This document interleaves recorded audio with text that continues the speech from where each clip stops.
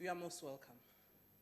As I welcoming you, I want to just give you some few house rules, which I'm not sure whether the department might have given you, that when you are here as our guests, you can listen and enjoy the debate, but you can't participate on what is happening on the floor here. When there's something exciting, either by the minister, deputy, or other speakers that they are saying in their debate, you can only smile, no clapping of hands. But if there's something you don't like, no booing, you can just make some gestures, with your face, but not your hands. So those are the house rules. Otherwise, enjoy the debate. I'll now ask the secretary to read the first order. Debate on vote number 34, Trade and Industry Appropriation Bill. Honorable Minister.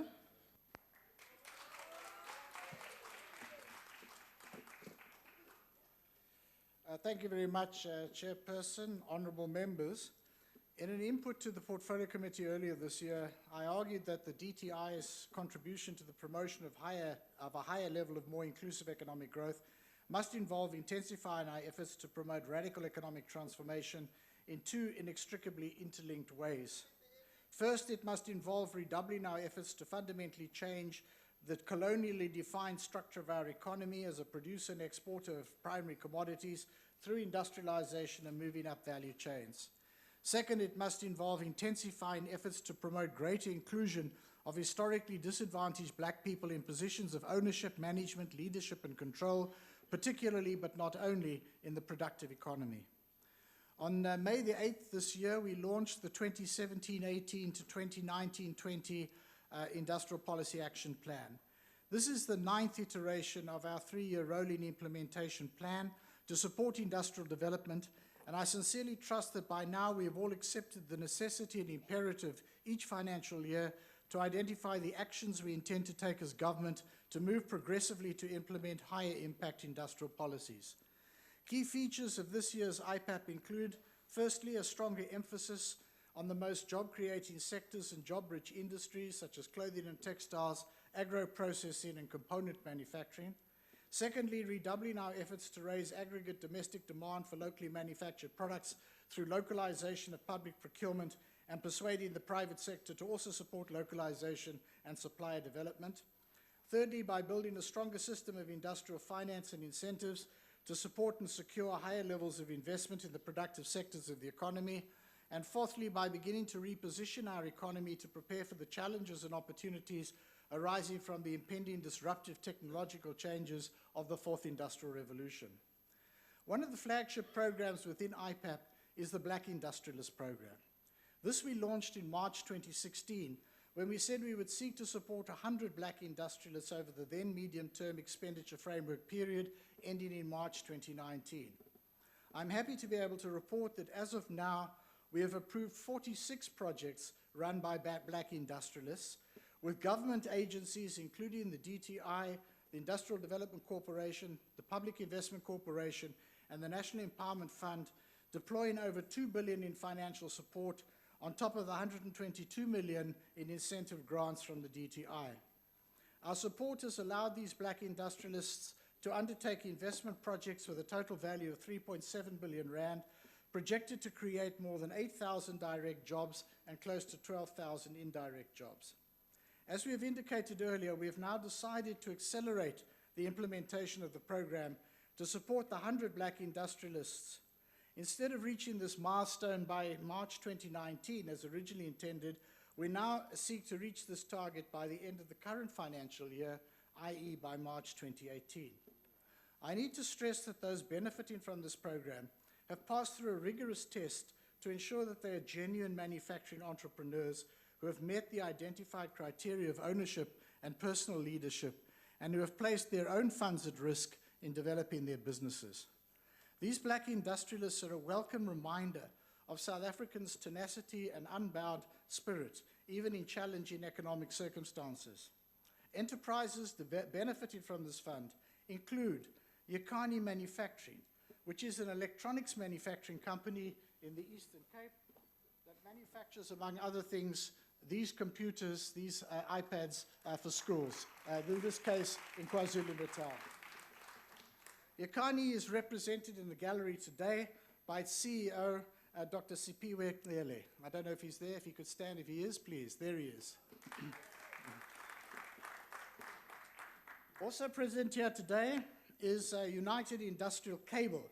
This is a specialized industrial cable manufacturer of copper and aluminium cables for industrial, mining, transportation, and power utilities for underground and aerial installations. They produce products like this. They are represented here today by the Managing Director, Mr. Andy Matakani. If he's here, can he stand, please? There's also K9 Pet Foods, which is represented here by its Managing Director and also by Ms. Candace Stewart. We were there on Friday and we saw how our support program had assisted them to move from being a small to a medium-sized business. They produce pet food like this for Woolworths in a partnership. I can personally testify that my dogs love it. Thank you very much. And finally, with us in the gallery, we have Microfinish, which manufactures valve guides. They're based in Pinetown in KwaZulu-Natal, and various valves. This one here is a unique product. It's a valve for locomotives. It's fully manufactured here in South Africa for the first time. It is a quality product, and they are represented here in the gallery by Mr. Brian Naidu. If he's here, can he please stand? There he is. I'd also invite honourable members to visit the exhibition, which is taking place here in the Old Assembly Chamber, where there are others who are showing that these black industrialists are real entrepreneurs, really active in the productive economy. Honourable Speaker, our efforts to achieve more inclusive and higher levels of industrial development take place against the backdrop of continuing challenges in the global economy. I'm not going to go through those in any detail. I think it's suffice to say that UNCTAD has spoken of the new normal being sluggish economic growth coupled with widening inequalities. And they've called in response to this for a new global compact to promote inclusive growth. As honourable members know, the performance of the South African economy in 2016 was sluggish. This was in part due to the global conditions. It was also impacted on by the drought, the slow recovery in the mining sector as a result of the falling commodity prices.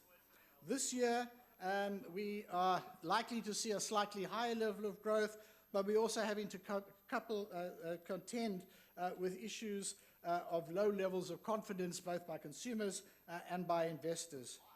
Let me just say that the performance of the manufacturing sector last year was erratic due to the impact in particular of the drought on the agro-processing value chain, and also the severe challenges that we've had to face in the steel sector as a result of the global overproduction of steel. I'm pleased, though, to be able to report that progress has been made in implementing IPAP programs. With regard to the 9-point plan, which is government's program to promote high levels of development, we are tasked with coordinating the implementation of 3 components: the higher impact IPAP, advancing mineral beneficiation, and scaling up private sector investment. As well as the Black Industrialist Program, to which I've already referred, revitalizing industrial parks and special economic zones can both be identified as programs that can assist in promoting greater inclusion in manufacturing production. Many of these programs have leveraged significant investments supporting job creation or retention in various parts of the manufacturing economy. It's important to state that jobs and investment that have taken place would not have been possible without the deliberate effort by our government to support industrial development in a number of ways. This was acknowledged in a recent report by the World Bank, which was entitled South Africa Economic Update, released in January this year. The report supported public industrial financing as a tool to strengthen industrial development and argued that investment tax incentives had discernibly benefited South Africa by encouraging investments in a number of value-added sectors. The report further stated that investment generated by tax incentives far exceeded the government's foregone revenue. A case in point is Aspen Pharmacare's investment of around 3 billion in new high-tech manufacturing capability over the last 18 months, which has led to the introduction in South Africa of new complex technologies such as high-potency oncology production, creating global export platforms. This is a good example of how IPAP and our government's industrialization programs are working. In reporting on the automotive sector, we must note with deepest regret and concern the General Motors announcement that it's exiting South Africa. This was explained to us, and also in their statement, as fundamentally deriving from dynamics within the company itself. The models that the company was producing in South Africa are no longer the focus of General Motors' activities going further forward, and their withdrawal from South Africa has also been matched by withdrawals from other destinations, including Australia, including India, and including Indonesia. General Motors' announcement, it needs to be said, has taken place against the background of a number of significant announcements of investments in the automotive sector. Partly these have been supported by our amendment in 2014 of the Automotive Investment Scheme, which allowed an additional 5% to qualifying investors in the auto component sector where more of the jobs are created. This, together with the certainty we have provided to the automotive OEMs, has led to a number of investments, as I mentioned.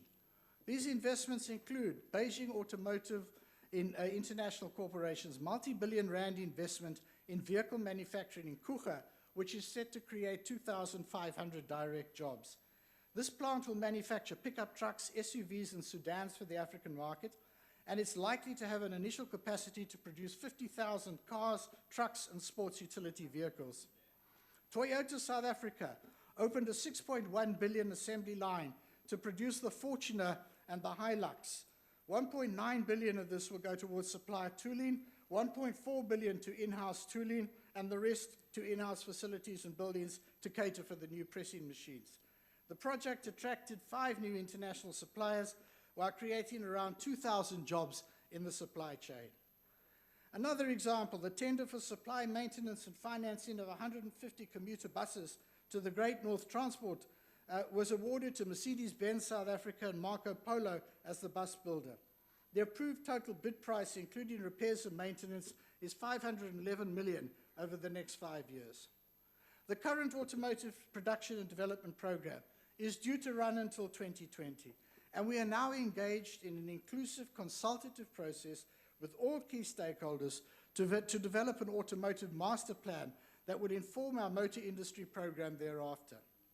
In addition to sector-specific incentives for autos, for clothing and textiles, for aquaculture, we have various open architecture incentives, such as the Manufacturing Competitiveness Enhancement Program and the 12I tax incentive. In the last financial year, we supported 270 projects in various manufacturing subsectors through the MSEP. Our support attracted private sector investment to the value of 3.4 billion rand, with over 62,000 jobs retained. The 12I tax incentive scheme supported 49 projects with a projected private sector investment amounting to 25.7 billion, while the Aquaculture Development and Enhancement Program supported 17 projects with a projected private sector investment of 383 million. Through our support, we've been able to establish a competitive business process service sector in South Africa, which we have been able to support the creation of about 10,466 jobs, 90% of which are young people. Honourable members, since the local content designation of clothing, textiles, leather and footwear sector, as well as the introduction of the Clothing and Textile Competitiveness Program, significant improvements in terms of jobs, investment and exports have been realised in this sector that was written off by many just a few years ago. Indeed, recent employment figures confirm an increase in employment in the sector from 137,816 people in 2014 to 143,719 people in 2015, a net increase of 5,900 jobs. Real output at the same time grew by 13.9%. Footwear production has increased to 2 million pairs in the first half of 2016, and employment in the subsectors continued to grow. Exports in the leather and footwear sector have also begun to increase. The agro-processing sector is an important labour-intensive sector, as I indicated already, has been prioritised in IPAP. Last year, we concluded the Economic Partnership Agreement with the European Union, and that this has provided increased market access for some of our agricultural products, such as seafood, wine, canned fruit, and sugar. Our partnership with BRICS has also allowed our exports to China of apples to grow by 70%. On the domestic front, and working with the private sector, we've been involved in the launch of a number of projects, including the 100 million rand tomato processing plant in Tsanin in Limpopo, which is producing tomato paste for the domestic and regional market. Given the importance of agro-processing for jobs and enterprise development, I'm pleased to announce today that we have set aside 1 billion rand over the current medium-term expenditure framework period to fund a sector-specific incentive for agro-processing a sector for agro-processing. The details of this are now available on the DTI's website, and we are willing to receive applications for both greenfields, new investments, as well as brownfields expansions. And we are hoping to be able to support 200 companies over the period that lies ahead. The designation of sectors and products for local procurement remains one of the key policy levers at government's disposal. To date, we have designated more than 20 products with varying levels of minimum content. Going forward, we are planning to extend the designation of products to include the yellow metal sector, smart water meters, and fire trucks. I'm pleased to be able to report that while we do not deny that there are challenges pointing to the need to ensure greater enforcement and greater consistency in the application of local content requirements, almost 2.6 billion rand worth of production value that would otherwise have gone to imports was locked into the local economy through designations. Sectors that have benefited including clothing and textiles, footwear and leather, furniture, electrical goods, telecom cables, solar water heaters, and power transformers. Honourable members will be aware that our steel sector has been negatively affected by the global glut of steel, leading to the dumping of low-priced steel products in many markets around the world. These circumstances require that we as government intervene decisively to save jobs and the productive capacity that exists in the sector. We established an interdepartmental steel task team which worked closely with the primary steel producers and downstream industry. A number of measures were put in place in addition to the independent determinations of the Competition Commission to fine ArcelorMittal and secure its commitment to investment in plant and equipment. These measures included moderate tariff increases for a range of primary steel products, the introduction of a new steel pricing mechanism monitored by a committee established under the auspices of the International Trade Administration Committee, commitments around investment and job creation. Support for downstream industry, which is the biggest job creator within iron and steel, also includes a tariff review on a range of downstream products, and my colleague Minister Patel will announce further support measures for the downstream industry in the Economic Development Department budget vote taking place 2 days from now. While our primary steel industry is still not out of the woods and the global steel market is still posing challenges, our measures, I can confidently state, have gone a long way to ensure greater stability and that South Africa will continue to be a steel manufacturing capacity. In 2016, G20 countries established a global forum on steel excess capacity facilitated by the OECD. At recent meetings of the G20 and OECD Steel Committee held in March 2017, the Trade Union Advisory Committee to the OECD highlighted that it felt that South Africa's approach was an exemplary one. Our policy interventions had included not only tariff and local procurement measures, but also reciprocal commitments around job creation, investment, and upgrading. Chairperson, we believe that the implementation of the Broad-Based Black Economic Empowerment Act, including the trumping clause, will contribute to addressing economic transformation. The BE Commissioner, established in terms of the BE Act, is now appointed, and the office is up and running to assist in implementing the BE Act, to strengthen advocacy and to eradicate fronting. Honourable members, accelerating economic development in townships and rural areas is critical in addressing unemployment, poverty, and promoting inclusive growth. In this regard, the DTI has prioritized the revitalization of industrial parks, the first phase of which focuses on building appropriate infrastructure to attract and retain investors. Thus far, 6 of the 10 targeted industrial parks have been revitalized at a cost of 278 million rand. On advancing mineral beneficiation, government is committed to leveraging the comparative advantage we have from the abundance of platinum. Whilst South Africa is a major supplier to the global market, this is mainly at the primary level, with current beneficiation of PGM standing at less than 15%. What we've been doing over the years is we've been supporting fuel cell manufacturing, which is the frontier industry in the platinum group metal value chain. A number of companies have been exploring the opportunities, and Isondo launched a fuel cell plant on the sidelines of the mining Indaba earlier this year. Furthermore, the DTI, the Gauteng Industrial Development Zone, and Impala Mine are undertaking feasibility studies to assess the viability of establishing a fuel cells industrial park at Springs. Additionally, in partnership with the German government, we hosted 58 delegates for a fuel cell bus workshop from the 20th to the 21st of February this year in Cape Town. The purpose of this was for German municipalities to share their fuel cell bus development learnings with their South African counterparts. And part of the outcome is an undertaking to attract 3 South African metros to adopt or demonstrate that fuel cell-driven buses can actually work.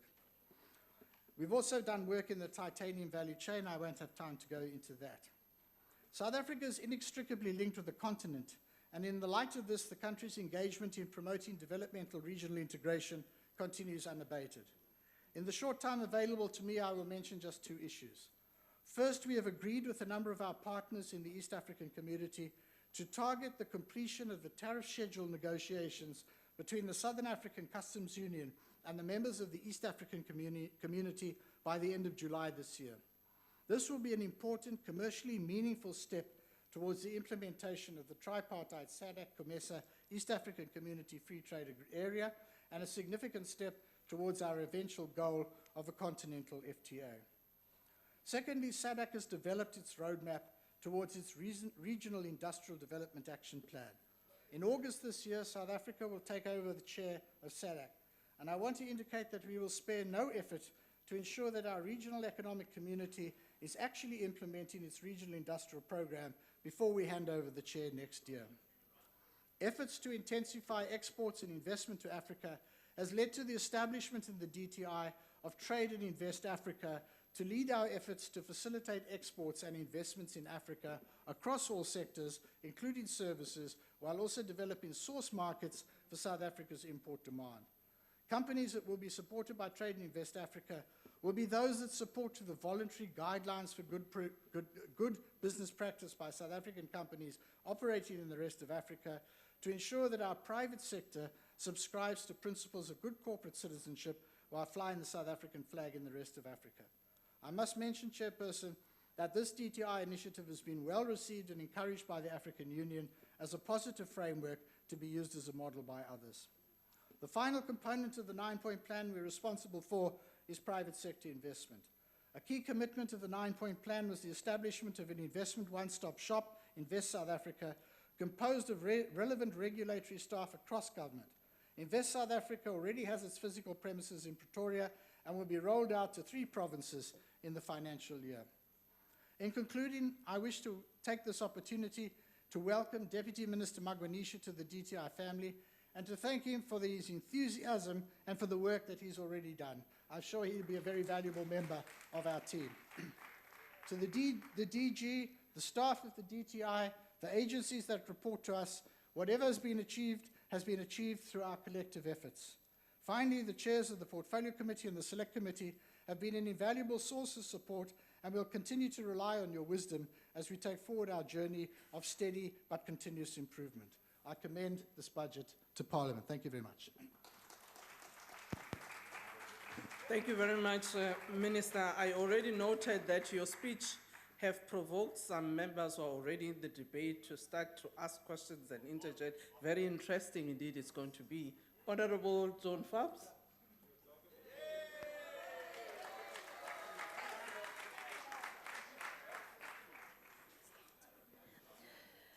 Honourable House Chair, honourable members of this House, people of South Africa, colleagues and comrades.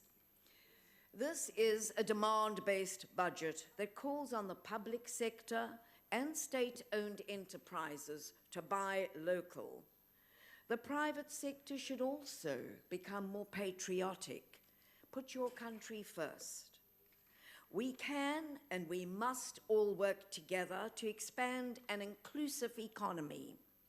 Indeed, profits can be increased while bringing about radical economic transformation. Now, the Black Industrialist Programme is beginning to produce concrete results. For example, the manufacture of syringes to service the domestic and regional needs. Another example is the production of steel rail wheels by a 100% black-owned and managed company. There we are, we can succeed, we can do it. The first step, I suggest you look at the latest issues. The first step is the de-racialization of all sectors of the economy. K9 Pet Foods is the first and only 100% black, female-owned player in the production of pet foods. And may I add, I believe, Minister, this was certainly one of the first black-owned female companies to have benefited from the Black Industrialists Incentive Programme. But to me, the most heartening issue is to learn that finally in our country we have 100% black-owned foundry. And it is not true that they're not producing anything. We learned, in fact, once we had conducted the oversight, we were alarmed. Where are these orders? So we invited the parastatal, state-owned companies and the relevant organizations and said, right, where are these tenders? Where are these orders that you've already committed to? And as it turned out, that is one of the values of oversight, that we do go in there, that we do interrogate it, that it does alert. It alerts those who gave tenders to actually honor their commitments. So that particular company was Naledi Nhlanganiso Group, which employs 320 people. Another company, Isipo Capital Engineering, which received 41 million from the NEF, the National Empowerment Fund, to acquire a 42-year-old white-owned company that manufactures aerial platforms, namely Smith Capital Equipment. In fact, they have done so well that they have outgrown the current location. What are they doing?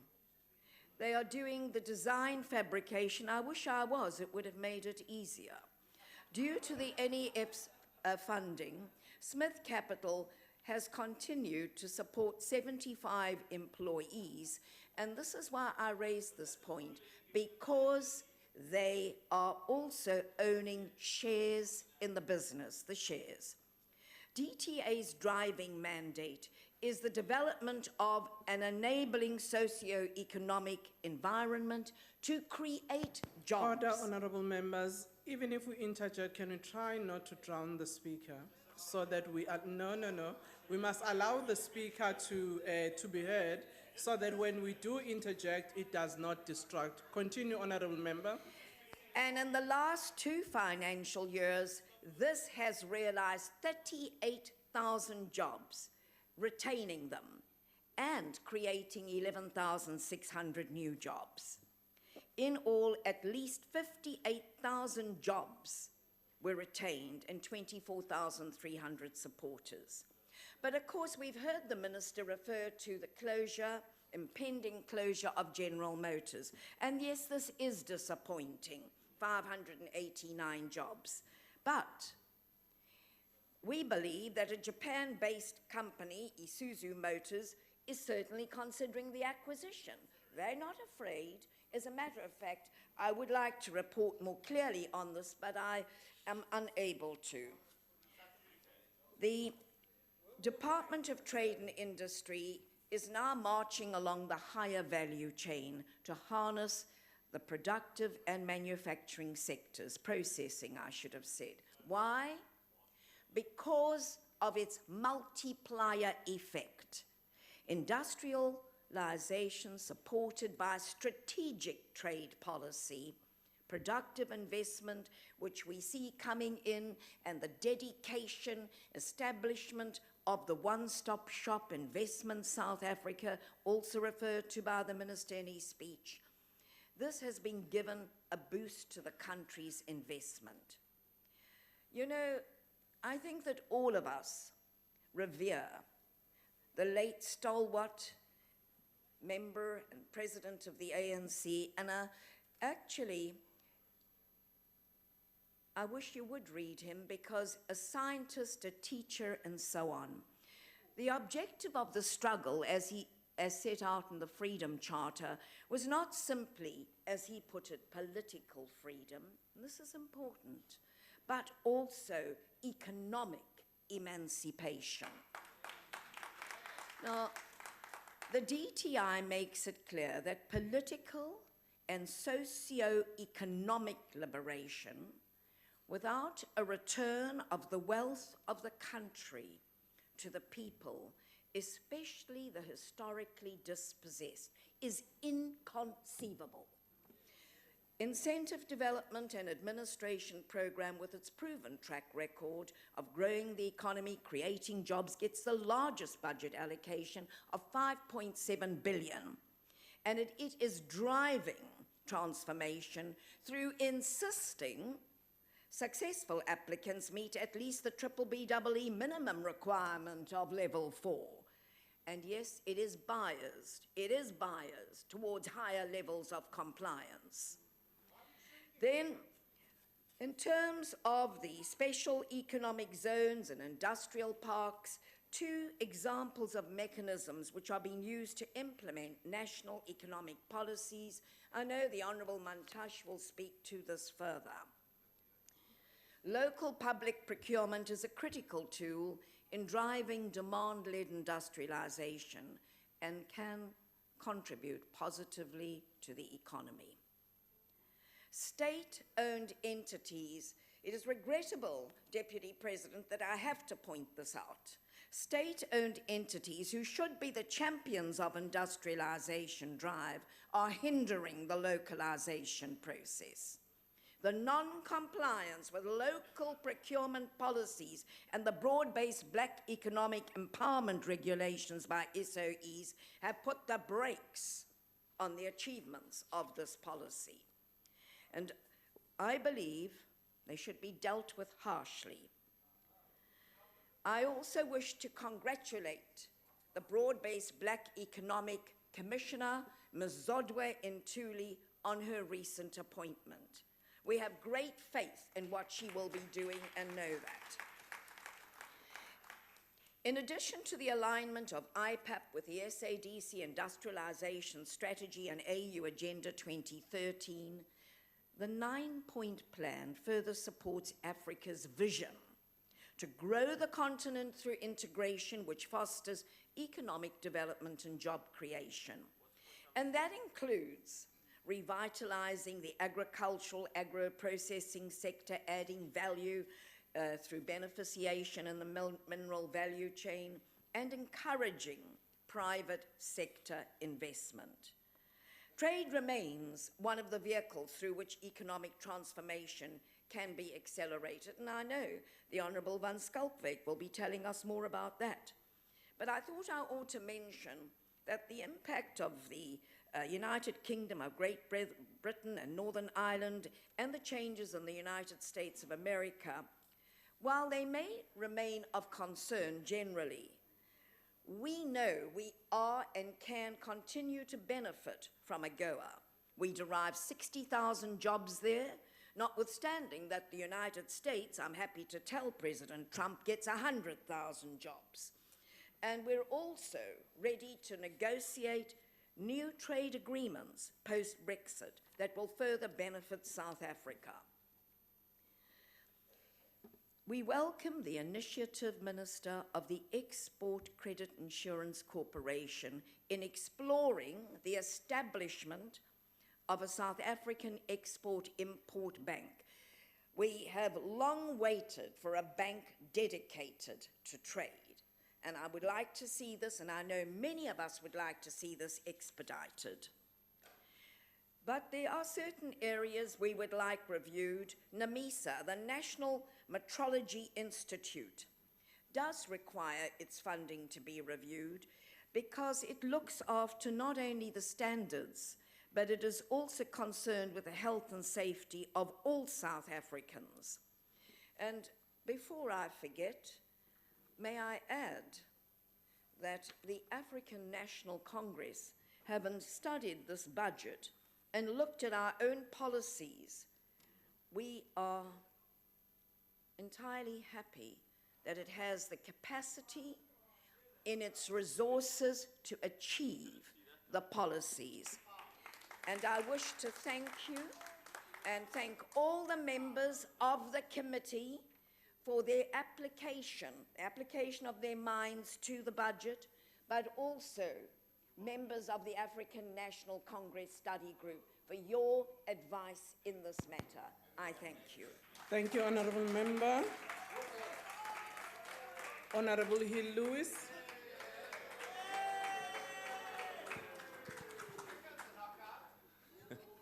Thank you very much, Chairperson, Mr. Deputy President, honourable members, colleagues.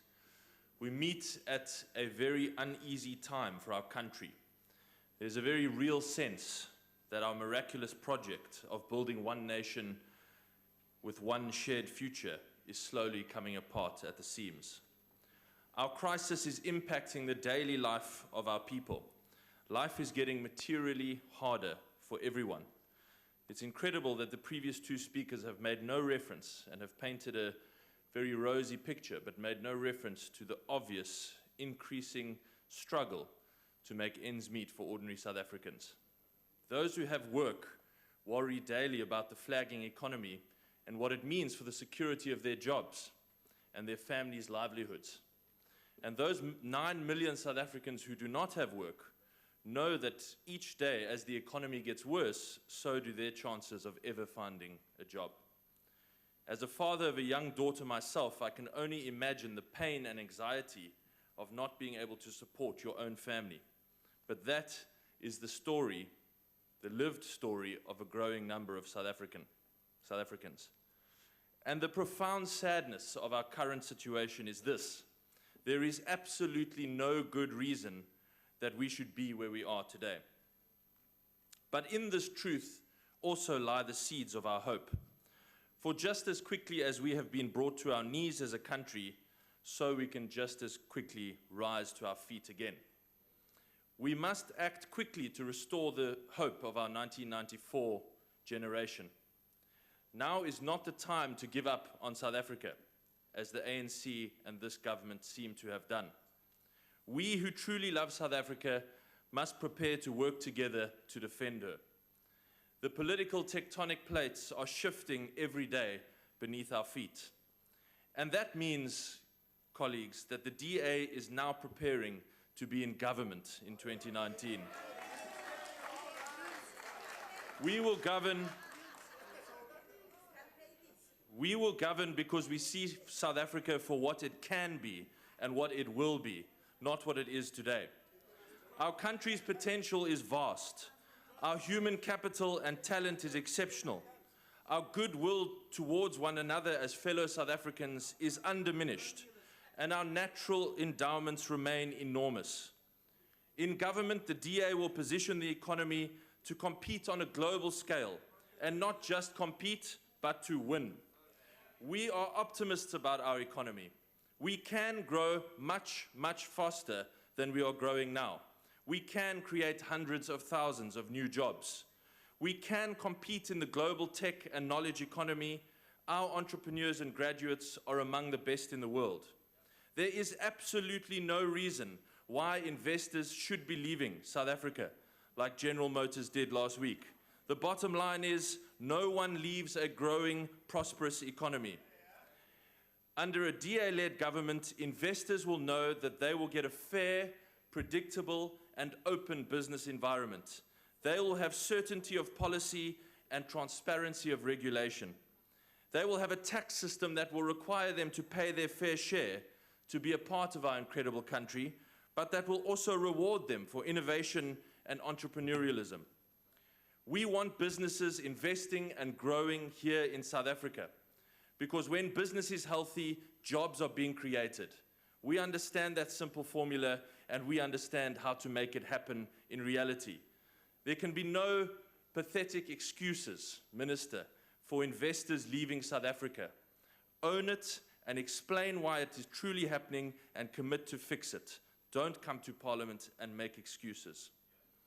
Secondly, we will give black South Africans a real stake in the South African miracle. Redressing the economic injustice and inequities of the past is not just a nice to have, it is a moral imperative.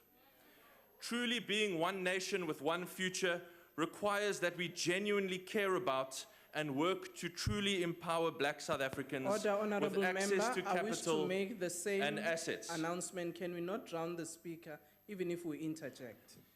That's fine, Chairperson. I'm not in the slightest bit intimidated. At the same time, black economic empowerment that simply enriches a small group of well-connected cronies is so harmful to this project because it breeds resentment among black and white South Africans alike.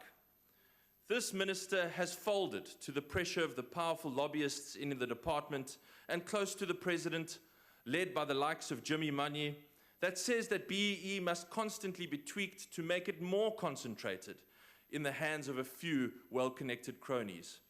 This is evidenced by the bizarre move to limit the ability of companies to offer shares to black employees that work in the business. If ever there was a clear perversion of BEE, that was it. You must have courage, Minister. You should never have given Jimmy Manyi's personal lobby group, the Black Business Council, 7 million rand of public money, for them to punt their decisive and regressive version of BEE cronyism. Not once in 5 years as your shadow, Minister, have I ever suspected you of unethical conduct, but that was the first time. You should have had the courage to say no, and you should never do that again. You should have the courage of your convictions because you know their version of BEE is divisive and wrong, and you should do what you know is right. The DA-led government in 2019 will face down the corrupt elite that want to use BEE as a scheme for legalized corruption. We want BEE that creates jobs and gives workers a real stake in the economy, not a BEE that turns a few friends of the president into instant billionaires. And we will make this simple commitment to black South Africans. Workers, the people who actually make a business run, should be able to share in the profits and decision-making of their businesses. That is truly broad-based empowerment. Ordinary workers becoming part owners and having a stake in our country's shared success.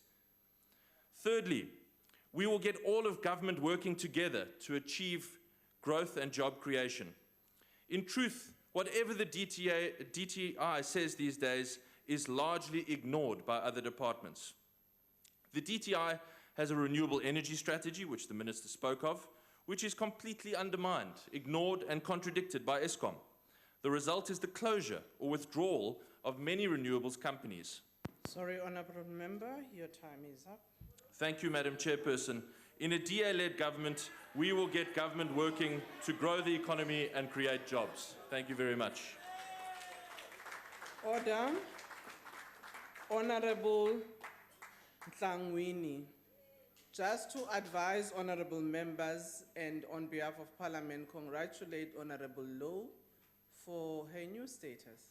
No, thank you, Chair, but I've been actually married for over 2 years already, but it's only now I'm We didn't using know. my new surname. Congratulations nonetheless. Over to you. Thank you. The EFF rejects budget vote 34 of the Department of Trade and Industry. Earlier in January this year, the President of the Economic Freedom Fighters and the incoming President of South Africa, CIC Julius Malema, wrote a letter to you, Minister, regarding the dying poultry industry. And in that letter, the EFF called on you, Minister, and your government to take the following steps to prevent a complete collapse of the poultry industry. We called on you and government to treat the situation with the seriousness it deserves, seek financial relief to prevent job losses, and also impose a 50% tariff on all imported chickens.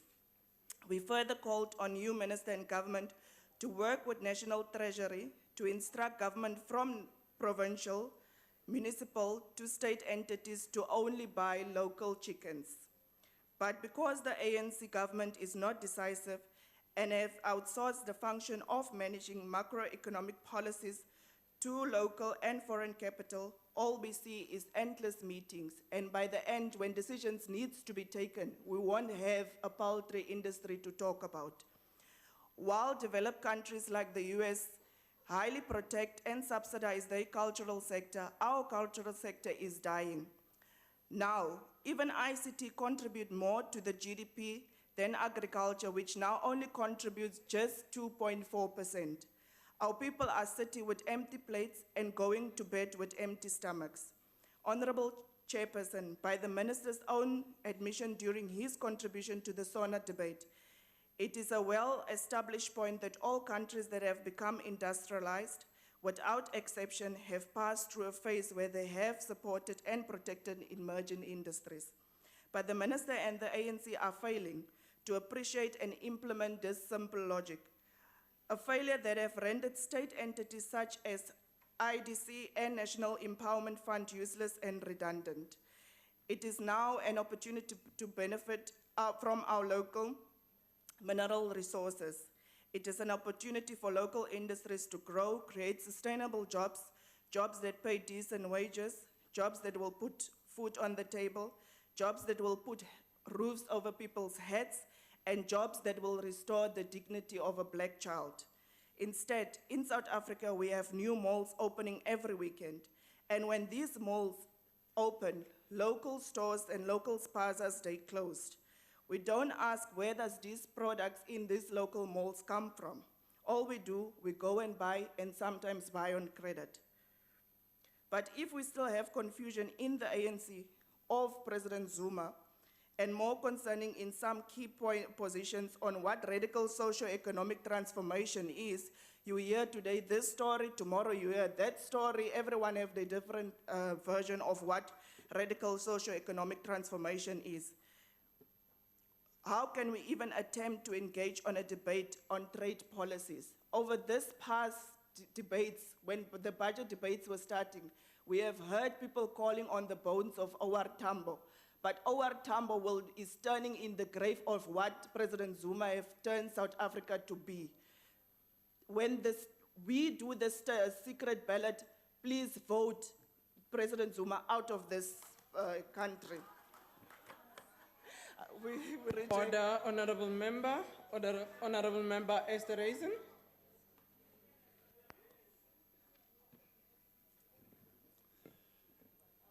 Honorable Chairperson, during this year's debate, and as in most trade and industry debates in the past, and most certainly in the future, this issue of the importance of economic growth and foreign investment will be central, and rightly so. South African business, government, including this Department of Trade and Industry, the private sector, all working together have made sufficient progress on economic growth and structural reforms. But political instability has put us on a slippery slope towards a self-perpetuating vicious cycle and abject poverty and increasing inequality. For DTI, more directly, business and consumers are battling to cope in this low-growth environment, while the specter of additional interest threatening to curb constrained spending even further.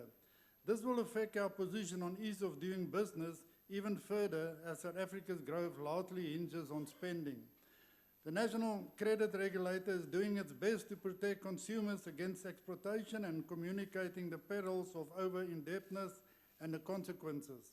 Real-world consumers are continuously driven in this current financial climate by feelings of anxiety about their ability to make ends meet, and this unfortunately drives them to even more desperate measures, especially in securing more debt and borrowing even more expensive money.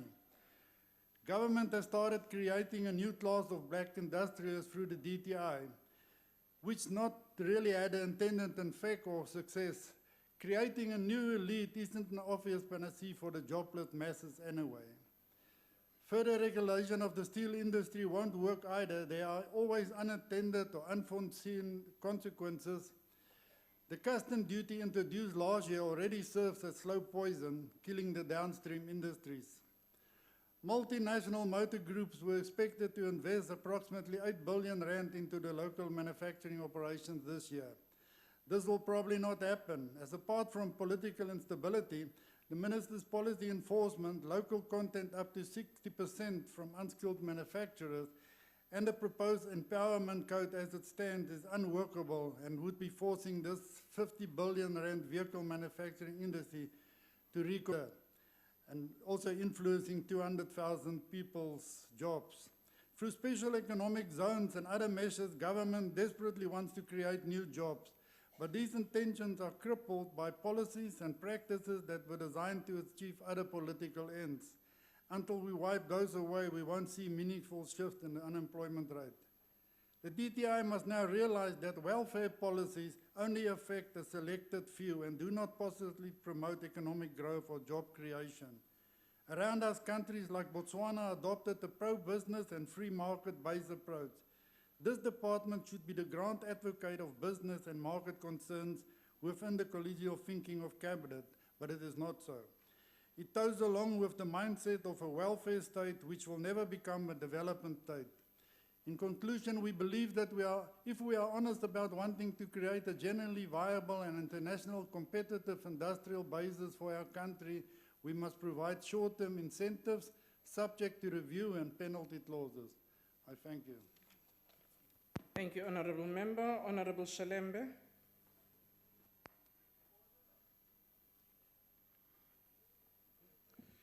Chairperson, the Department of Trade and Industry has a core mandate to facilitate industrial development, promote trade and guide economic transformation and increasing industrialization process in South Africa. This department is also of great importance as one of the key drivers of national economic growth. The NFP welcomes the increased policy focus of the department to ensure that ownership as well as management and control of the economy increasingly rest in the hands of Black people. This policy focus is in line with the NFP policy on equitable distribution of economic ownership in South Africa, and we believe that the department should accelerate the implementation of this policy position to ensure that historical injustice and unequal access to economic power is addressed. In light of this policy position, the NFP also welcomes the Black Industrialist Program, which we believe will assist in our national quest for economic freedom for all. Whilst concerned about the reduction in the budget for this very important government department from 10.28 billion in 2016-2017 to 9.27 billion for the current fiscal year, we welcome the fact that the largest budget allocation of 62%, namely 5.7 billion, will go to the incentive development and administration program. This program of incentives has yielded significant results over the past 2 financial years, and we urge the department to maintain this positive momentum. The report tabled here today contains several pertinent observations and recommendations which we are in agreement with. In particular, the NFP support recommendation of the Portfolio Committee that the department develop stronger enforcement measures to ensure that local procurement policies as reflected in the preferential procurement framework and the broad-based Black economic empowerment legislations are implemented by all departments at all levels of, levels of government. The NFP believes that we should not be paying lip service to such powerful instrument of equitable economic empowerment as BBEE and the local procurement policies. We need to see this instrument of change in action. It is what our people want and what our people deserve. To conclude, the NFP support the report of Budget Vote 34. I thank you. Thank you, Honourable Member. Honourable Deputy Minister.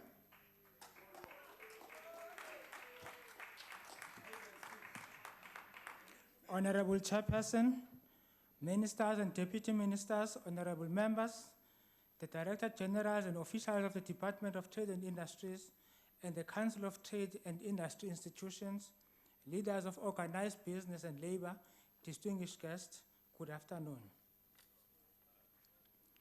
When we need to construct a bridge, we will find an engineer. When we need surgery, we will look for a surgeon.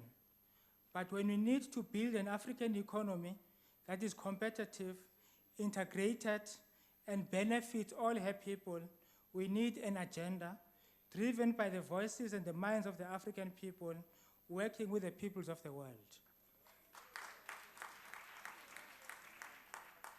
For this agenda to be a success, we need to invest in our people, especially the young. In 2016-2017 financial year, the Itukisha Unemployed Graduate Program, supported by the National Skills Fund, working together with the private sector, placed 1,000 interns and in-service trainees with private sector companies. 75% of the graduates found employment within 6 months. 57 were permanently employed by the host companies. Encouraged by this, for 2017-2018 financial year, we are going to recruit more than 1,000 interns.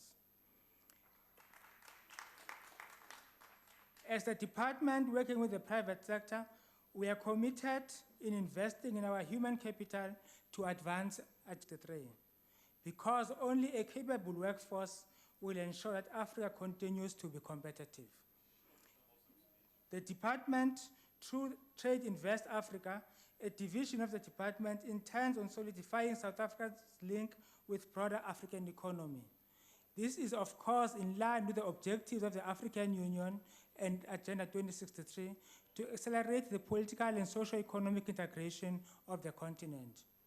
Honorable members, work is underway to facilitate outward investment and value-added exports to the continent.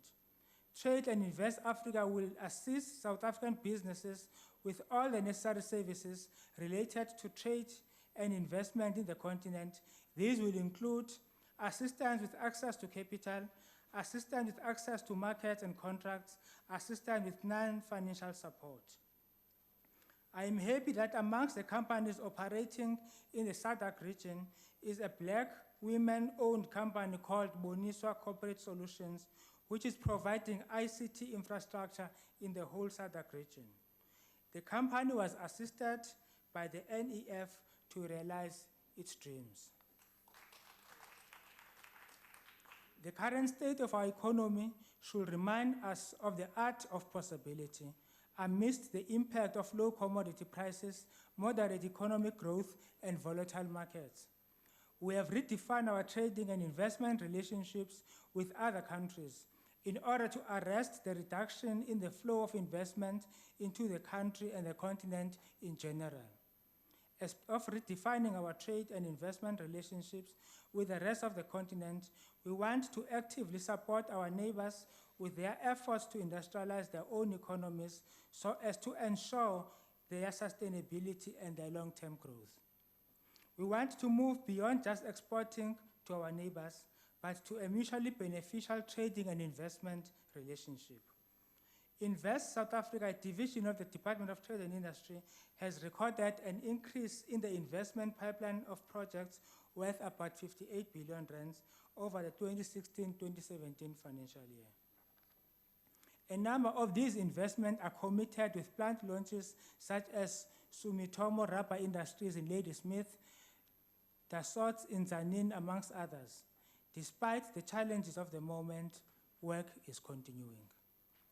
We warmly welcome the 2017 Annual Foreign Investment Confidence Index, based on the views of global CEOs released by A.T. Kinney.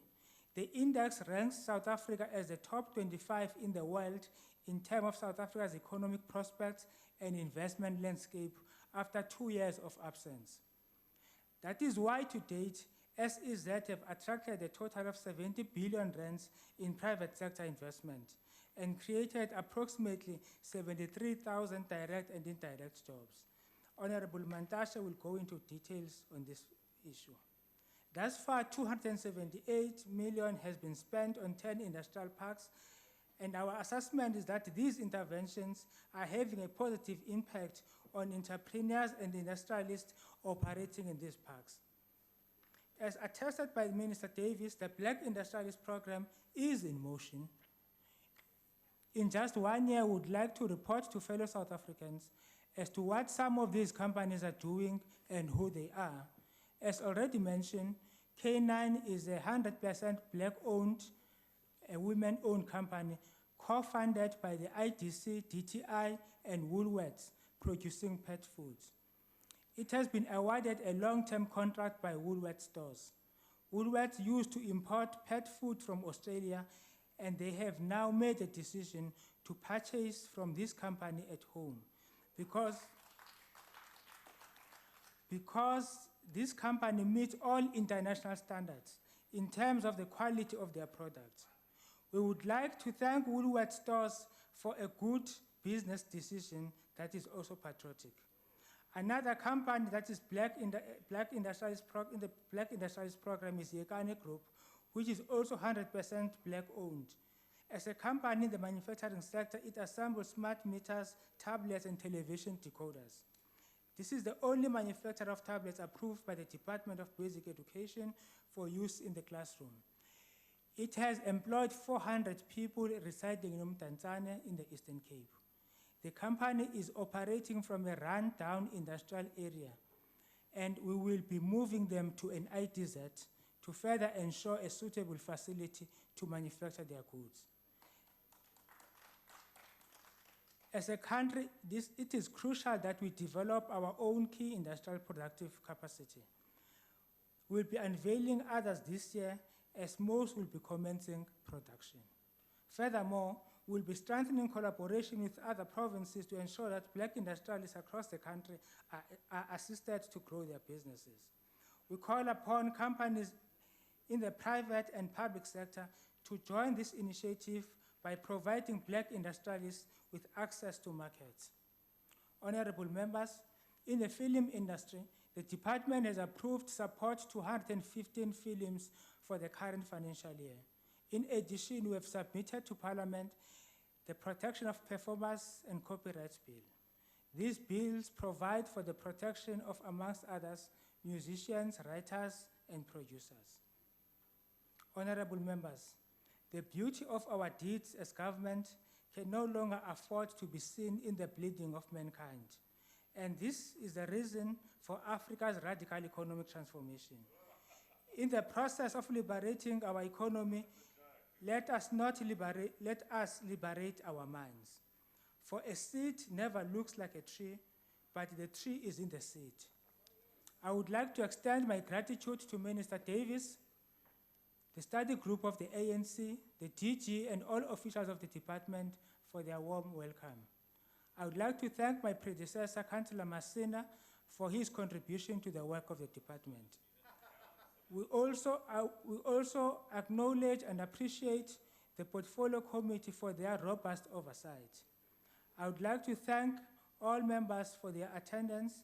I ask the members to support this budget vote. I thank you. Thank you, Honorable Deputy Minister. I thought we were going to continue and say Councillor Masina, the Mayor of Guruleni, where Honorable Waters stay. Welcome, Honorable A.D. Alberts.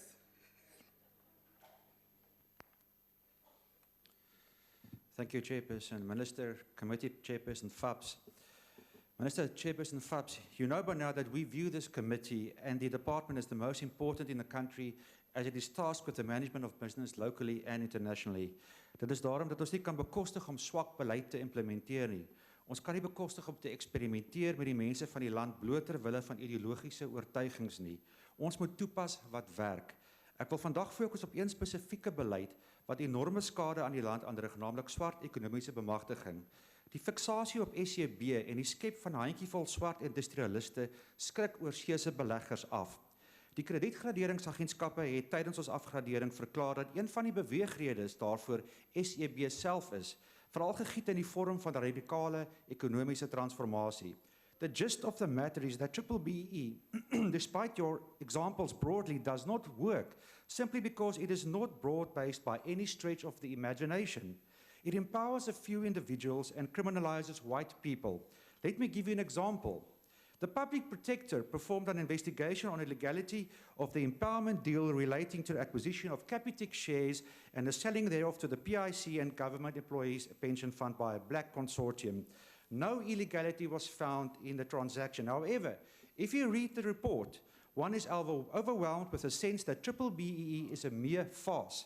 For what you have here is a legally sanctioned transaction where a few black companies and trusts have made obscene amounts of money by merely being black and not having any skills or providing any value to the transaction. This consortium could buy the shares from Capitec, for they were earmarked as BBBE shares. They could finance it as they were politically significant individuals and could persuade the IDC to fund the acquisition without putting up a cent of their own. And on the same basis, they could later persuade the PIC to buy the shares at a higher value. This is nothing but mere speculation and has nothing to do with empowerment, yet it is not illegal. What makes this transaction even more a farce is that only a few connected individuals were made rich. Kabetso Holdings, with the highest share of 31.85%, only has 2 shareholders, namely T. Mahule and T. Nzama. The value of their joint shares in the consortium is 150 million rand each, and this while thousands of black and white children are starving every night. However, if a white person had led this transaction and not enough black people were in, he or she could have been charged with fronting and sent to jail. But if a tiny group of black opportunists work together, they are hailed as empowered and great business people. If this is not institutionalized racism, what do you call it then? 'n Laaste woord oor staatskaping. Die Gupta-gekoppelde maatskappy Regiments Capital het ook 'n reuse aandeel van 15% in die konsortium. Die ANC-gekoppelde Batu Trust het 'n 20% belang in die konsortium met meneer Wally Musa as een van die trustees. Dit klink baie voordelig vir die ANC. Ons moet aanvaar dat daar nog talle sulke sinlose bemagtigingstransaksies bestaan. Kom ons wees eerlik met mekaar. Hierdie is niks anders as 'n rassistiese stelsel van kaderverryking wat niks te maak het met die opheffing van armes nie en wat 'n groteske ingryping is op die menseregte van die armes van die land en alle wit mense wat geregtig is op ekonomiese vryheid. In hierdie wêreld wen niemand nie behalwe die kaders en dit is 'n skande. Daarom sien ons daarna uit om deel van 'n koalisieregering te wees in 2019. Want dan sal ons 'n regverdige, inklusiewe en nie rassistiese ekonomie daar kan stel. I thank you. Thank you very much. The next speaker will be Honorable T.P. Mantash.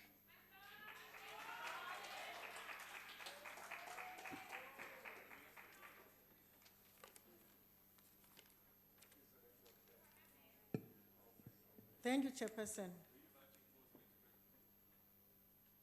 The Minister of Trade and Industry, Honorable Rob Davis and his deputy, honorable members of Parliament, our guests in the gallery, fellow South Africans, good afternoon.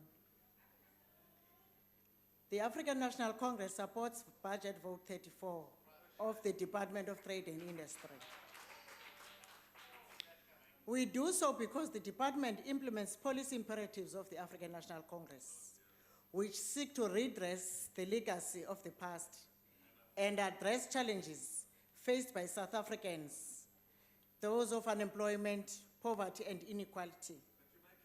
Part of its mandate is to facilitate the creation of decent jobs, of decent employment, eliminate poverty, and ensure inclusive participation in the economy. Our late President Nelson Mandela said, and I quote, "Freedom should not be understood to mean leadership positions or even appointments to top positions. It must be understood as the transformation of the lives of ordinary people in the hostels, in the ghettos, in the squatter camps, and on the farms." This statement remains true to South Africa today. That is why government continues to make efforts to encourage transformation of the South African economy. All South Africans should benefit from the wealth of this country and be involved in economic activities through employment, as well as participating in the mainstream economy through ownership of businesses. No one should be excluded, as was the case before the dawn of democracy. One of the policies that the department is implementing that makes us to be excited in the African National Congress is the BBBEE. Ukubonisa ukuba le policy African National Congress progressive. In 2016, we have appointed a commission. We established a commission that will ensure that there's no fronting on BBBEE businesses. Besisoloko sibukela baba ngapha ekunxele. Besebenzisa abantu abantsundu bebabeka ngathi bazi directors when they were not. And this commission is going to abolish that. Yes, our people have been abused by those who are advantaged. And that commission is going to stop it.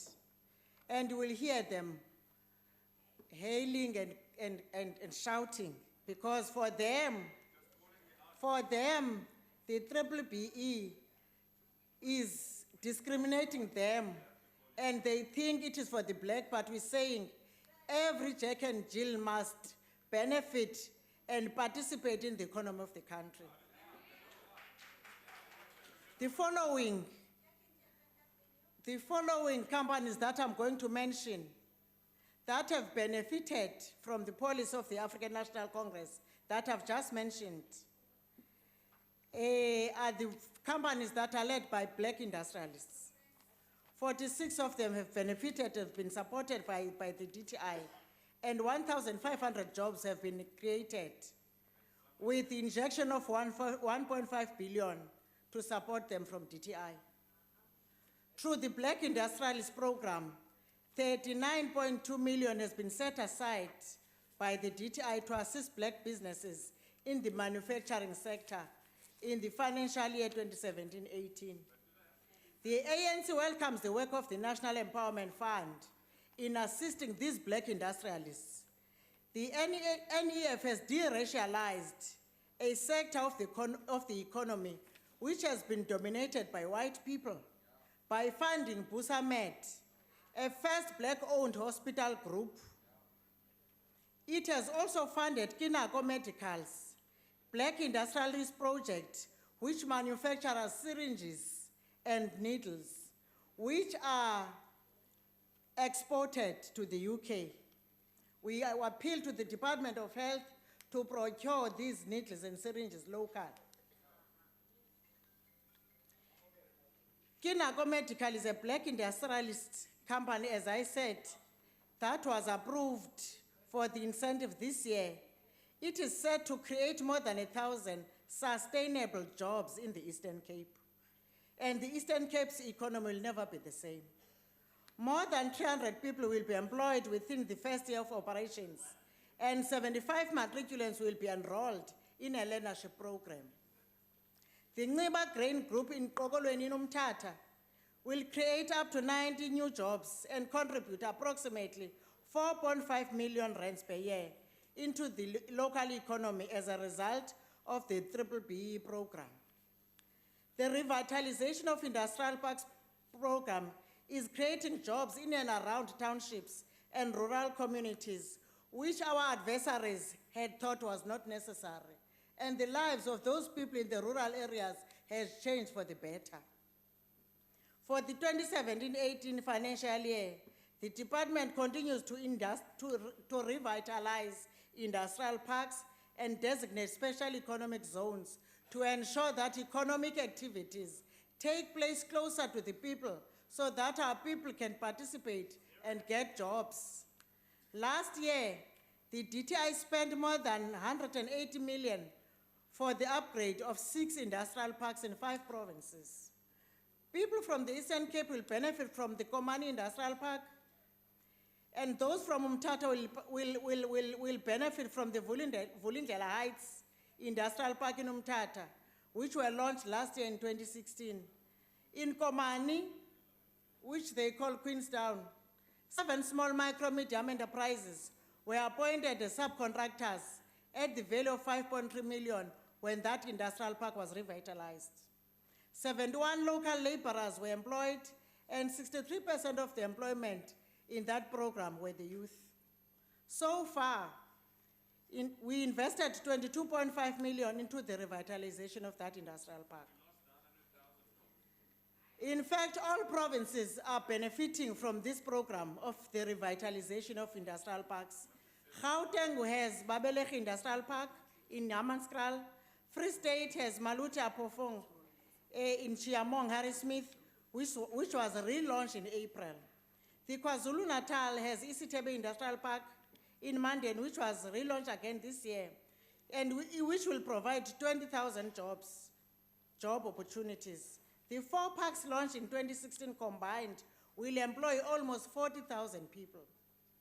In conclusion, this department has achieved a lot, but we admit up front that a lot still needs to be done to address the needs for our people and close the inequality gap. The private sector, though, needs to willingly buy into government initiatives and meet government halfway by supporting those black industrialist companies supported by the DTI.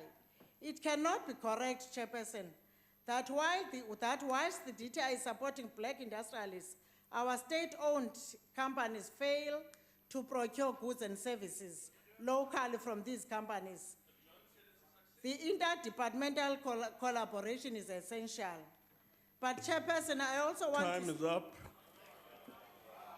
Chairperson, the African National Congress, as I have said, supports this budget vote. I thank you. Thank you very much. Honorable C. Dudley is not here, so we'll move on to Honorable S.R. van Schalkwyk.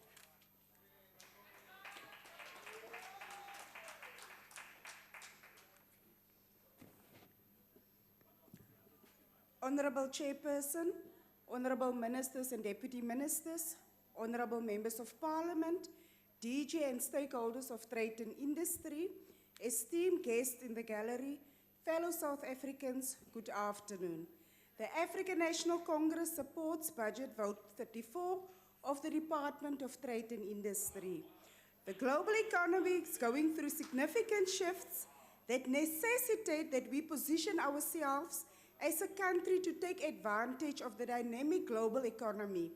The ANC government has made significant strides to integrate the South African economy into the global economy.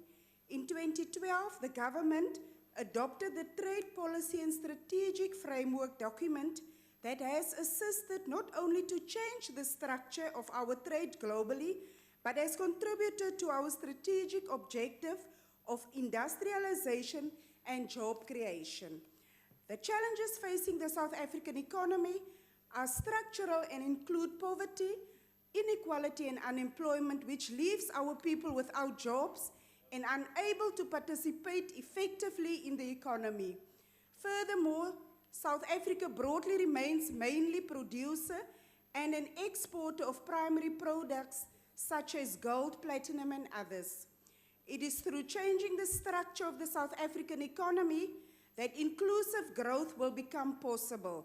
South Africa needs to change from a resource-based economy to one that focuses on the manufacturing sector. This sector employs a lot of people and contributes to the growth of other sectors. Inclusive growth cannot occur if those who are excluded are not given fair access to economic opportunities. It is for this reason that the ANC government has been decisive in taking a strategic and developmental approach to trade policy. This approach ensures that tariffs are used as instruments for industrial development. The industrial policy seeks to encourage and upgrade value-added, labor-absorbing industrial production and diversify the economy to ensure that it does not depend purely on minerals.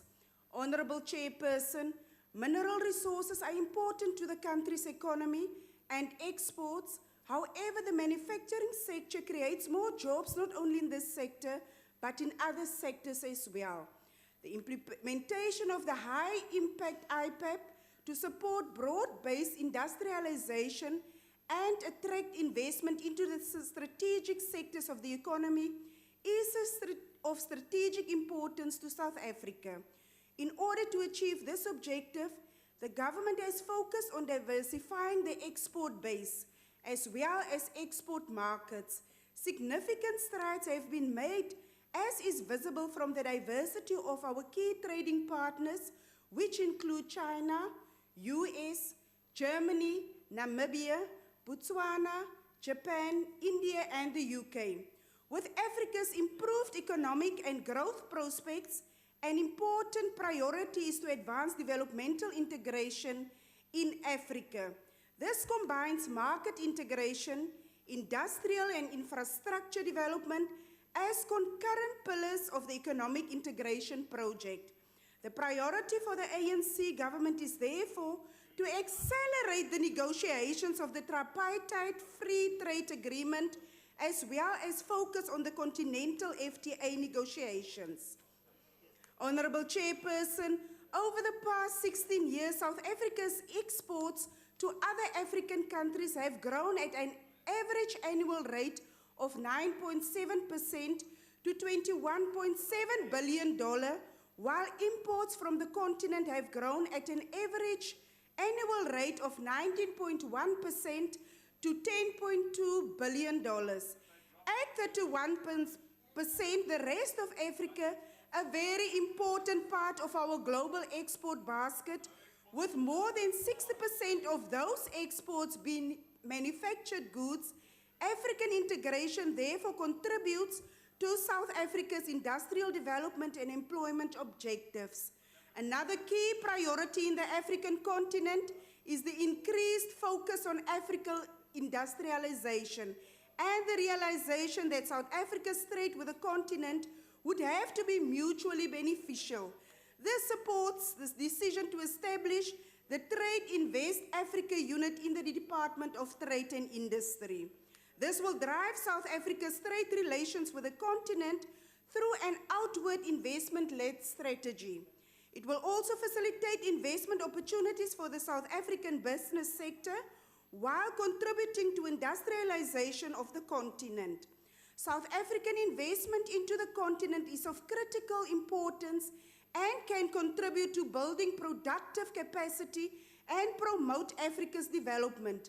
The ANC government has managed to successfully negotiate and implement a new trade agreement with the EU that has managed to address challenges presented by the TDCA and give South Africa and regional partners some policy space to advance the developmental agenda. As from the 1st of October 2016, the Economic Partnership Agreement was implemented. Total trade between SA and EU increased from 150 billion rand in 2000 to 588 billion rand in 2016. SA exports to the EU increased from 64 billion rand to 250 billion rand over the same period. Over 40% of our exports into the EU are manufactured, thus contributing to change the structure of our trade with the European Union. However, we know that more needs to be done. We have also been relatively successful to leverage the African Growth and Opportunity Act, AGOA, with the United States to boost our exports of value-added products. In addition, South Africa has a free trade agreement with the European Free Trade Association, which comprises of Iceland, Liechtenstein, Norway, and Switzerland. The trade balance between South Africa and FTA is in South Africa's favor, with a positive balance of 4.2 billion rand in 2016. South Africa's membership of BRICS has been one of the key strategic partnerships of the democratic South Africa and is a key platform for promoting South-South trade investment. South Africa's participation in the BRICS may provide opportunities to build its domestic manufacturing base, enhance value-added exports, promote technology sharing, support small business development, and expand trade and investment opportunities. Honorable Chairperson, government will continue to work with industry to leverage the opportunities presented by these agreements to advance our objectives. The African National Congress-led government, through the different trade initiatives, is ensuring that progress is made towards the realization of radical social economic transformation in our lifetime. I thank you. Thank you very much. We'll now have Honorable D.W. McPherson. Thank you, Chairperson. Boy, you know things are bad when you're celebrating trade agreements with Liechtenstein and Iceland. Chairperson, today's department budget must be viewed in the context of a country that is in serious trouble. The Minister will have us believe that this trouble is brought on by international headwinds, but in fact, these headwinds are the result of a force of nature that has wreaked destruction, misery, and havoc wherever it has made landfall in South Africa. That headwind and force of nature is called Hurricane Zuma.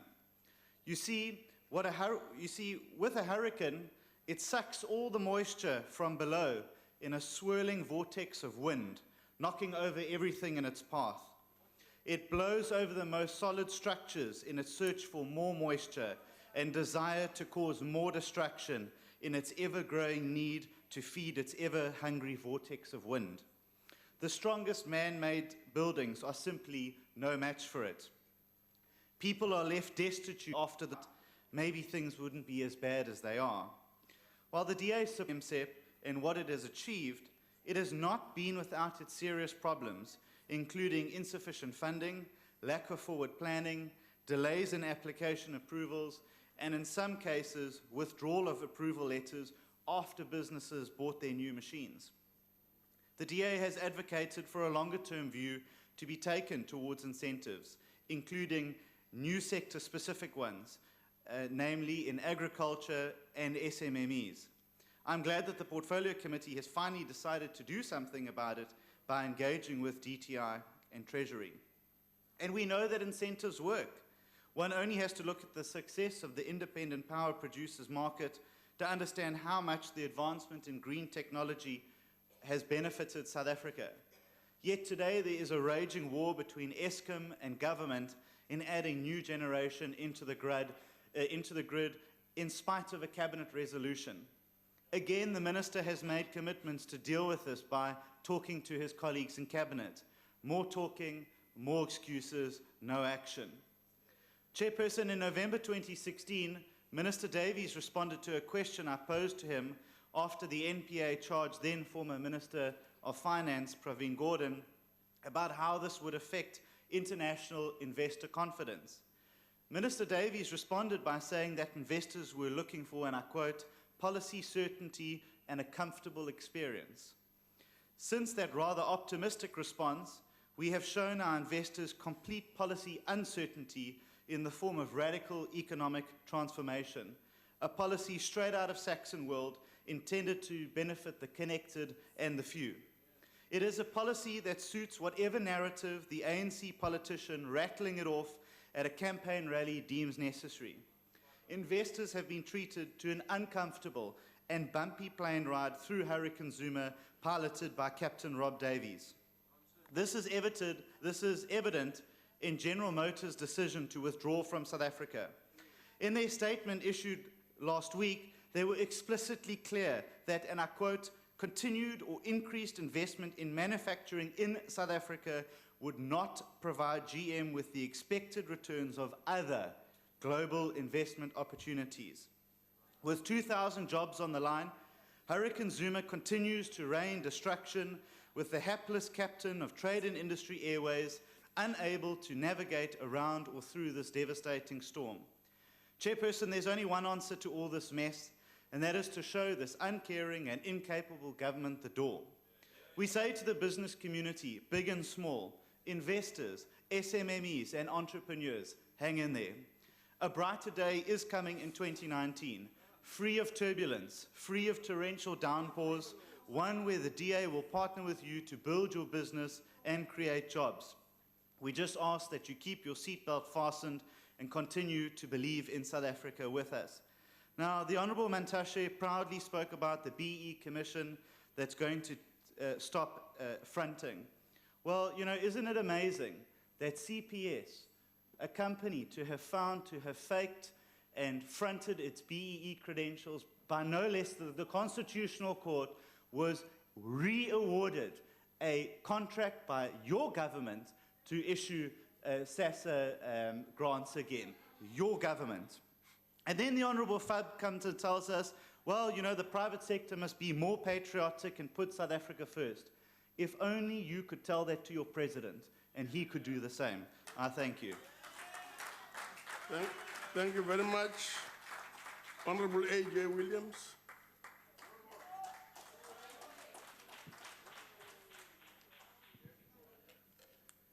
Honourable Chairperson, Honourable Ministers, Honourable Deputy Ministers, Honourable Members, guests and friends in the gallery, and most importantly, my fellow South Africans who actually are my employer. Yesterday, I had the unfortunate opportunity to witness private sector incompetence in real time. The Blue Bank, and we all know who I'm talking about here, failed to transfer monies because they said their systems were offline. I inquired about their backup systems and they said to me they didn't have one. I think that the incompetent Blue Bank is now a risk to state security. All one needs to do is to switch off their internet and the bank basically turns into a parking lot and our monies disappear until the internet is put back on again. This is a serious problem because we and the rest of South Africa continue to pay banking service fees and yet they cannot guarantee us reliable services. Chairperson, 2 years ago I stood before this Honourable House and I discussed the desire for economic transformation, in particular the need for the private sector to embrace transformation itself. Well, here we are, some 730 days later, and there has been very little effort to transform made by the private sector. Outside in the streets, the people are calling for economic transformation. Inside Parliament, the majority are calling for economic transformation. The World Bank and the International Monetary Fund are calling for economic transformation. And yet, there seems to be very little happening. I suspect that the apathy on the part for transformation on the part of the private sector is rooted in an attitude of entitlement that some who have been in control of our economy since before 1994 seem to have. It is time to speed up economic transformation. We as a nation can no longer just talk about transformation. The private sector needs to understand that this non-transformative path is unsustainable, and eventually those that have nothing will rise up and force economic transformation. In 1994, the social compact that was established between the haves and the have-nots was rooted in the establishment of democracy and redressing the massive gap between black and white people. Well, 23 years later, the economy remains in the hands of the minority. Nowhere else in the world is it like this. Only in South Africa is the only country in the world where the minority control the majority of the economy. Our private sector seems not to care about the future of this beautiful country. They only care about protecting the advantages that they got from the apartheid government. This advantage is being protected and defended by the pro-colonialists and apartheid collaborators that sit in this very house. The private sector must take real steps to move economic transformation forward, not only with regard to ownership, but also through procurement. Our private sector can, if they really wanted to, move transformation forward. Honourable Williams, can you take your seat? What's the point of order, sir? Chairperson, I just need a point of clarity. When the member was referring to apartheid collaborators, was he referring to the Deputy Minister of International Relations? Honourable member. Can you proceed? Thank you, Chairperson. When I was talking to an organisation that collaborated with the apartheid government, I was referring directly and unapologetically to the Democratic Alliance. Order. When the private sector Order, has Honourable the Williams. Can you take your seat? What's the point of order, sir? Thank you, Chair. Just on a point of order, I think the member's misleading the House. Perhaps he was talking to the Democratic Party and not the Democratic Alliance. Thank you. Order, honourable members. Can we allow the speaker to finish his debate? Thank you, Chairperson. The private sector has a real opportunity to buy locally manufactured products in order for us as a collective to build our economy. We need to work together on this. Many, many jobs could be created if the private sector bought local products from our local manufacturers. This ANC-led government cannot expect the private sector to procure locally without the state doing the same thing. Now, this is where SOEs must play their part. However, there is very little political will on the part of some government institutions and some SOEs, and this isn't acceptable. An example of how SOEs have failed to procure locally, in 2014, Transnet awarded 4 contracts for the procurement of 1,064 locomotives. To date, based on the locomotives already delivered to the Transnet for testing and acceptance, and despite... Order. Honourable member, what's the point of order? Chairperson, on a point of order, is it parliamentary for the honourable member to score an own goal? Order, honourable member. That's not a point of order. Proceed, honourable member. Thank you, Chairperson. To date, based on locomotives already delivered to Transnet and for testing and acceptance, and despite installed local capacity to manufacture these products, the following key systems and components are not imported: transition motors, alternators, spring gear wheels, and pinions. How can this be? How is it possible that state-owned enterprises have allowed this to happen? There is also an emerging trend among municipalities and water boards when it comes to the procurement of conveyance steel pipes and valves. There is a notable move by state procurers towards supply and layer arrangements in contracts. This has the effect of not only increasing the cost of products for government, but it cuts the margin for local pipes and valve manufacturers. This cannot continue. The entire executive needs to monitor local procurement processes that are taking place within our country and expose non-compliance, and also look into measures that can be taken against those government institutions and SOEs that continue not to comply with these regulations. It is totally unacceptable that these government institutions and state-owned enterprises are ignoring the local procurement regulations. Where there is capacity and capability of local companies to produce needed products for the state, the SOEs and government must procure locally. Let us take this opportunity to caution state-owned enterprises and government institutions that fail to procure locally where possible, that the days of you running amok with our people's money is coming to a rapid end. Those that continue to import while there is local producers must be summoned to appear before this portfolio committee to explain their actions. We, as Parliament, need to put in place serious consequences for those that fail to procure locally. Honourable Chairperson, the ANC government is spending 5.7 billion rand on incentives, development and administration. This is 1.1 billion rand less than the previous financial year. The department will continue to support manufacturing competitiveness, broaden the participation of black industrialists, and support the service industry in increasing investment. The incentive scheme for 2016-17 financial year retained 38,000 jobs and created and supported 116,000 new jobs. This incentive program must be used to promote local procurement by the private sector and as a vehicle to create demand for local manufactured products. Honourable Chairperson, Honourable Hill-Lewis says that the DA is the answer. Well, South Africa, if you want people that are anti-transformation and pro-colonialist government, then you must vote for the Democratic Alliance. If the people of South Africa want a government that stands against broad-based black economic empowerment, yes, you must vote for the DA. If the people of South Africa want anti-employment equity legislation, not removed and also want labour law fundamentally removed completely, then yes, you must vote for the DA.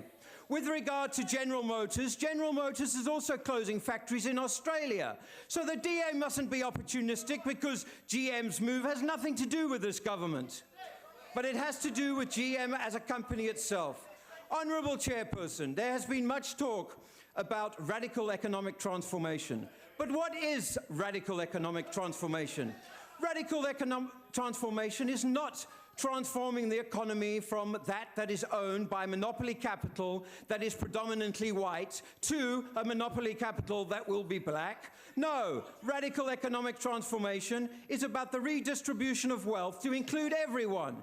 It's about the including of all races, all classes and all genders in our economy.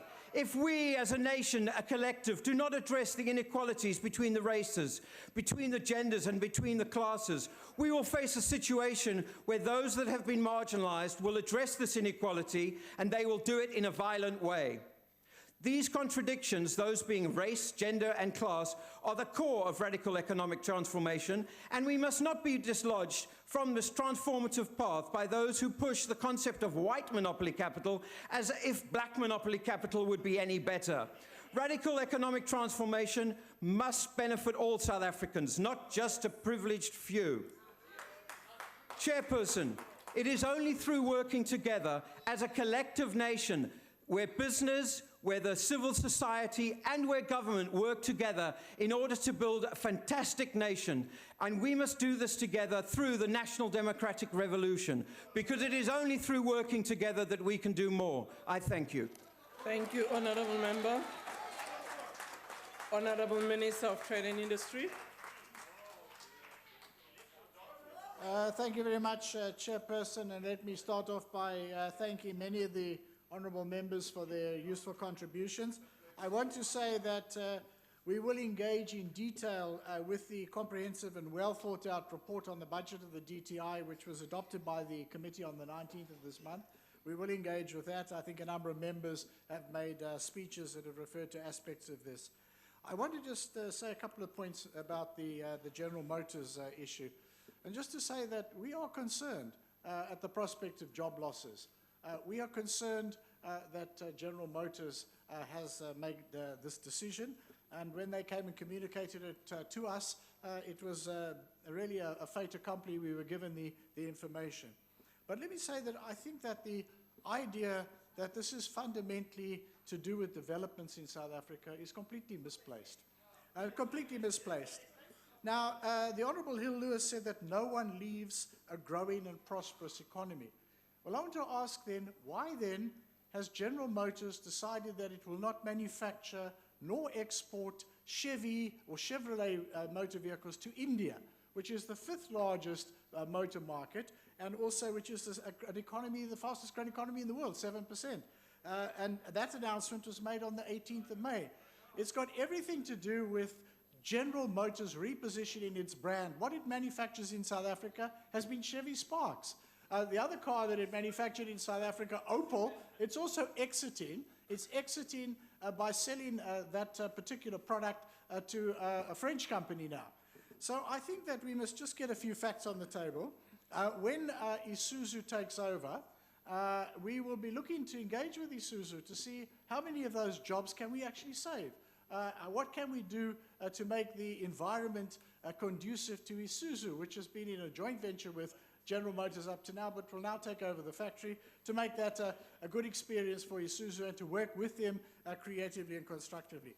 But I think that to blame this on the government is with respect. It's a little bit like saying that the drought in the Western Cape is the result of the inability of the Democratic Alliance to resolve the issue of the nostalgia of colonialism of the Premier of the Western Cape.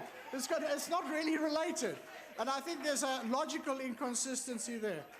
And that leads me also on to the question of black economic empowerment. I reject with absolute and total contempt the idea that in the DTI we have been pursuing black economic empowerment which is involving handing over resources to well-connected political people. I think that is an insult to the people who I introduced in the gallery, an insult to people who have put their lives and their efforts into developing manufacturing operations in this country. And you know, one of the things that we're seeing now is we're all supposed to be waiting for 2019. There's going to be this coalition government taking over. The DA, the EFF are going to be in this coalition. We heard today another thing. It's going to be the EFF minus E with a plus on it. They're also going to be part of it. But I think that the biggest myth that I've heard today is the idea that there will be some kind of empowerment, black empowerment, that will be better and that will be actually directed resources at really productive people.